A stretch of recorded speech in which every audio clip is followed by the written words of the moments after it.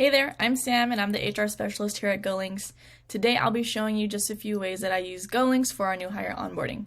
So first thing that we need to prep prior to a new hire's arrival is their onboarding checklist. And we can create one of those by visiting the template at go/new hire onboarding checklist.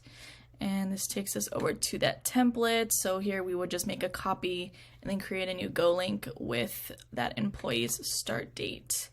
Once the employee does start, they will be able to visit go/new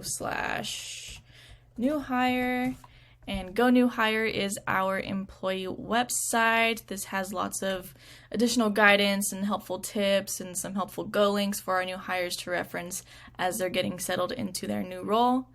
And then one other big thing is, of course, enrolling in benefits is as easy as going to go/benefits. And that will take us straight over to the benefits platform. I've already enrolled, so you're able to see a summary of my benefits. But yeah, these are just a few ways that GoLinks helps ease these various HR processes, and hope this helps you. Thanks for tuning in.